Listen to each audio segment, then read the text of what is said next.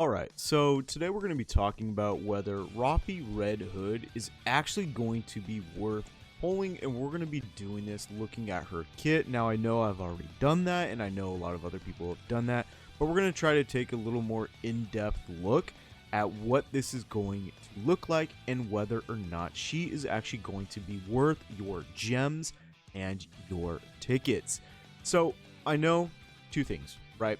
One, going to be hard to compare because we don't have the actual factual numbers to look at her given stats and compare them to other characters that are currently on the Pride-Win tier list, right? It's fundamentally, it's going to be challenging, not near impossible, but it's going to be challenging.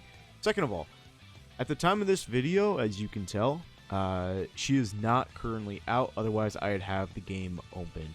But, you know, the content machine must cycle on. So, Rapi Red Hood, we know that she is going to be an attacker as well as a burst 3 character, having a machine gun and part of the fire code characters. So, two things to note here is one, the fact that she is going to be an attacker, and two is that she is going to be a burst 3/burst 1 character. We know that with her first skill. So, we need to look over here and compare, right? Because we need to look at what is going to be her competition. The first being Burst 1, that being Litter and Red Hood, D, Killer Wife, Dorothy, Rapunzel, Rogue, and Tia. So this is her competition for Burst 1, right? And so how does that actually affect her? Well, for her Burst 1, is that she's going to affect self if there is no other Burst Stage 1 ally. And what this means is that upon activation of your burst, if no other burst 1 ally is able to activate, Rapi will go ahead and activate her burst 1 effect. And that being is that she's going to be removing her combat assist, changes to burst phase 1 continuously until another burst 1 ally is able to activate, then she takes it away, right? So it's going to affect all allies if in combat assist status when entering for full burst.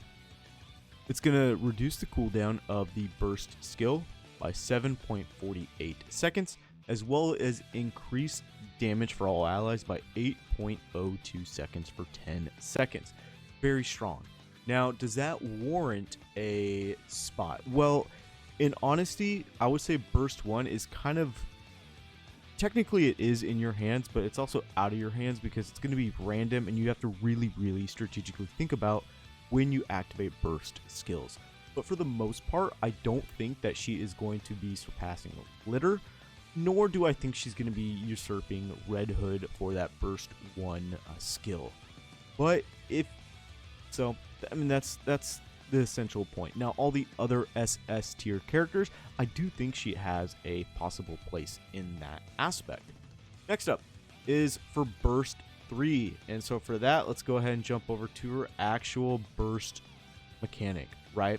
So upon the stage 3 activation, she is going to affect the enemy nearest to her crosshair. She's going to deal over 2,000% of final attack as additional damage, as well as increasing her explosion radius on her projectiles that she is going to be launching, and increasing the overall explosion radius and trigger point. So a lot of damage, right?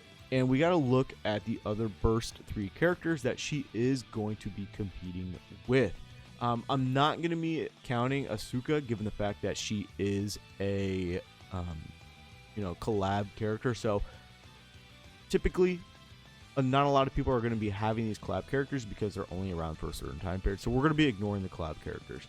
She's going to be competing with the likes of Modernia, Red Hood, Scarlet Black Shadow, Alice, Cinderella, Ayn, Laplace, Maxwell, Scarlet, and Anise Sparkling Summer.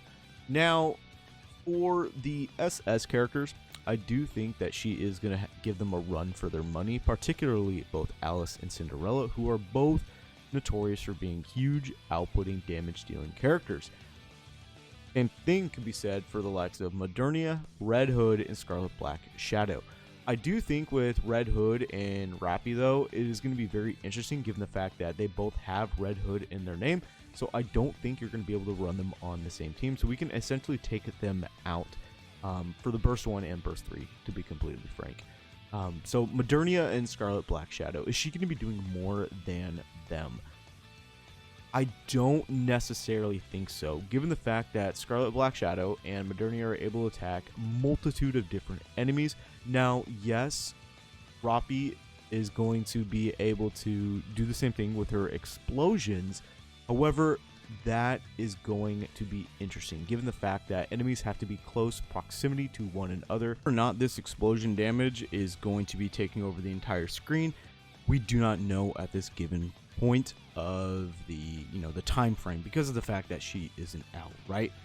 So saying that, though, I do think that she is going to be able to slot in to the Burst 3 SSS tier characters, given the fact that what she's capable and possibly going to be doing, that being a boatload of damage. So I do think she's able to surpass the SS tier characters, but for the triple S characters, she's probably going to slot in right in with them. Ultimately, is she going to be worth it? That's entirely up to you if you want to summon for her. Keep in mind, she's not going to be limited. So she is going to be available on future banners when she is added to the standard pool of the available SSR characters.